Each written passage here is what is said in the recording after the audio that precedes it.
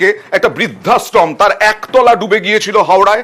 আর এখন দেখুন খানাকুলে এমনিতেই ভাসছে খানাকুল।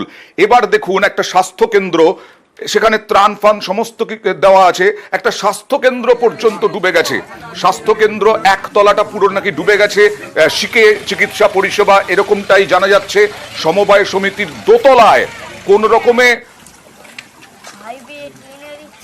সমবায় সমিতির একতলা ডুবেছে, আর চিকিৎসা পেতে নৌকোই ভরসা রোগীদের। ত্রাণ তো চলছে, কিন্তু তার সঙ্গে সঙ্গে এই রকম অবস্থা। অফিস যেতেও খানাকুলে ভরসা সেই নৌকো। চিকিৎসার কি হচ্ছে জানবো শুভদীপের সঙ্গে। শুভদীপ, কি অবস্থা? হ্যাঁ অনেকটা, যেটা দেখা যাচ্ছে খানাকুলের বন্যা পরিস্থিতির আজকে প্রায় 6 দিন হয়ে গেল। উঁচু জায়গা থেকে জল নামলেও অপেক্ষাকৃত যে নিচু জায়গা, সেখানে কিন্তু এখনো ঘর বাড়ি থেকে পাড়ায় ঢোকার রাস্তা সমস্ত কিছুই প্লাবিত। নৌকা ছাড়া যাতায়াতের আর কোনো মাধ্যম কিন্তু এখনো পর্যন্ত খানাকুলের নিচু এলাকাগুলোতে নেই। আমরা দেখালাম যেটা স্বাস্থ্য কেন্দ্রের একতলা পুরোপুরি ডুবে গিয়েছে, এবং সেখানকার যে উপরতলায় একটি সমবায় সমিতি আছে, সেখানে কোনো রকমে তারা ওষুধ সামগ্রী ছড়িয়ে রেখেছেন, এবং এর মধ্যেও স্বাস্থ্যকর্মীরা এক হাঁটু জল পেরিয়ে এই স্বাস্থ্য কেন্দ্রে উপর থেকে প্রয়োজনীয় ওষুধ সামগ্রী সংগ্রহ করে নিয়ে উঁচু জায়গায় যে পরিষেবাটুকু দেওয়ার চেষ্টা করবেন। এবং পাশাপাশি যেসব পঞ্চায়েতের কর্মীরা রয়েছেন, তারা কিন্তু বাস কিছুটা, তারপর কিছুটা জল পেরিয়ে এবং তারপর নৌকায় করে অফিসে কিন্তু পৌঁছাচ্ছেন। এই যে বারনন্দপুর সুস্বাস্থ্য কেন্দ্র, সেটার একতলাটা পুরো ডুবে গিয়েছে, তার উপরে সমবায় সমিতির অফিস, সেখানে চিকিৎসা হচ্ছে। মানে শুভদীপ, ভয়ঙ্কর অবস্থা তো। হ্যাঁ দেখো, সমবায় সমিতির উপরে শুধুমাত্র মালপত্রগুলি রাখা রয়েছে।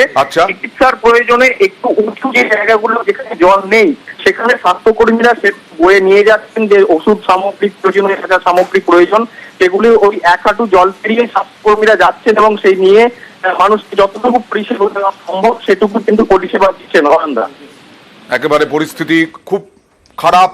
অফিস যেতেও ভরসা নৌকোয়। শুধু তাই নয়, রোগীরা কিভাবে চিকিৎসা পাবেন এই রকম পরিস্থিতি। ডিভিসি ছাড়া জলে গোটা দক্ষিণবঙ্গের প্রায় অধিকাংশ জায়গাতেই।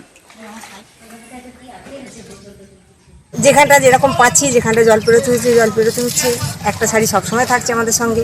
এইরকম করেই হচ্ছে, যতটা পারা যাচ্ছে মানে আমরা চেষ্টা করছি। এখানকার যতটুকু এলাকা অবধি যাওয়া যায় আমরা মোটামুটি গেছি। আমার আশা দিদি, আমার এএনএম দিদিরা সবাই ওষুধপত্র দেওয়ার চেষ্টা করেছে। সুস্বাস্থ্য কেন্দ্র টোটালি আমার জলের তলায় চলে গেছে। এখন কোনো জিনিসপত্র মানে সুস্বাস্থ্য কেন্দ্রে আমরা ঢুকে পরিষেবা দিতে পারছি না, সেই জন্য আমরা এলাকার বাইরে গিয়ে যতদূর সম্ভব দিতে পারছি।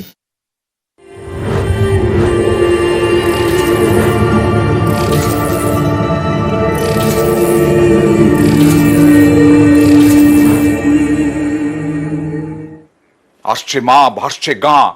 আপনাদের দেখিয়ে আসছি আমতার ছবি। গত কয়েকদিন ধরে প্রবল জল, আরো জল বাড়ছে বিভিন্ন জায়গায়। সেই আমতার মানুষ এই মুহূর্তে বানভাসী শুধু নয়, জলকষ্ট, খাবার জলের কষ্ট, সেই খাবার জলের কষ্টতেও ভুগছেন। কি অবস্থা, প্রশাসনের তরফে যুদ্ধকালীন ব্যবস্থা নেওয়া হচ্ছে, একবার দেখাবো।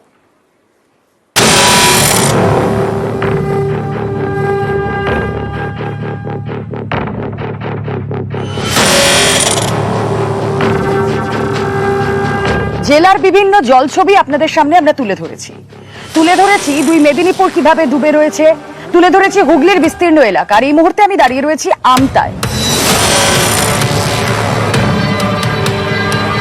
আমতার ছবিটা আপনারা নিজেরাই দেখতে পাচ্ছেন যে আমার এই মুহূর্তে পেট ছুঁয়ে জল উঠে গিয়েছে। হ্যাঁ, এরকমই ছবি, এবং বুক জলে, কারোর গলা জলে। সাধারণ মানুষকে এভাবেই তাদের কাজে নামতে হচ্ছে, তাদেরকে বেরোতে হচ্ছে। এই রাস্তা, ঢালাই রাস্তা দিয়েই তাদের মূল যাতায়াত, কিন্তু এই রাস্তা এখন জলে ডুবে রয়েছে। শুধু জলে ডুবে রাস্তা নয়, জলে ডুবে রয়েছে বাড়ি ঘর, গাছপালা, সবকিছু। এই জল কবে নামবে এখনো তারা কোনো উত্তর পাচ্ছেন না। তার কারণ প্রত্যেক বছর বন্যায় এই ছবিটা তারা দেখতে দেখতে অভ্যস্ত।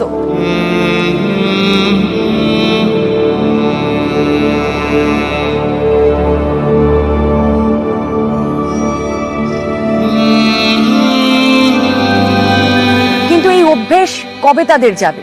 কেন ফি বছর বন্যায় এই কষ্টটা তাদের ভোগ করতে হবে? এটাই সব থেকে বড় প্রশ্ন। যখন জল জমে, আজ দিন 7 পেরিয়ে গিয়েছে, সেই জল নামার কোনো লক্ষণ নেই, জল একটু একটু করে নামছে, কিন্তু এখনো পর্যন্ত বেগ পেতে হচ্ছে চলাচল করতে। কিন্তু উপায় নেই, পেটের টানে তাদেরকে রাস্তায় বেরোতে হচ্ছে। তবে এদিকে সদা সচেষ্ট প্রশাসন। আমাদের এমএলএ সাহেব নৌকা দিয়েছিল, বিডিও থেকে অনেক সহযোগিতা করেছে। প্রশাসনের তরফ থেকে রান্না করা হচ্ছে, তাদের বাড়ি বাড়ি খাবার পৌঁছে দেওয়া হচ্ছে, জল পৌঁছে দেওয়া হচ্ছে। আর্ত যারা রয়েছেন, দুর্গত যারা রয়েছেন, তাদের পাশে প্রশাসন দাঁড়াচ্ছে।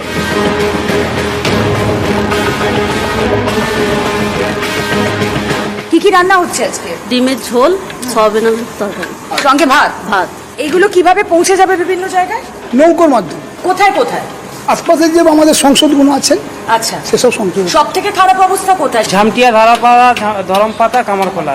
এই জায়গাগুলোর অবস্থা কি এখনো জলে ডুবে রয়েছে? এখনো জলে একতলা বাড়ি এখনো জলের তলায় আছে। প্রত্যেকটা সদস্য যথাযথ খুব পরিশ্রম করছে এই বন্যার কবলিত এলাকাটায়। পঞ্চায়েত থেকেও ব্যবস্থা আছে, স্বেচ্ছাসেবী থেকেও যে ব্যবস্থা আছে। সবাই দিনে দিনে কত সংখ্যক মানুষ এখানে খাওয়া দাওয়া করছে? এখানে প্রায় 350, 400, কখনো 500 হয়ে যাচ্ছে।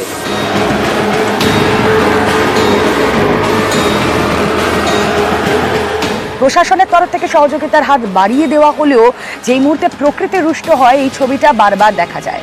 আবার অন্যদিকে ডিবিসির ছাড়া জলে এই প্লাবন প্রত্যেক বছর সাধারণ মানুষকে ভোগ করতে হয়।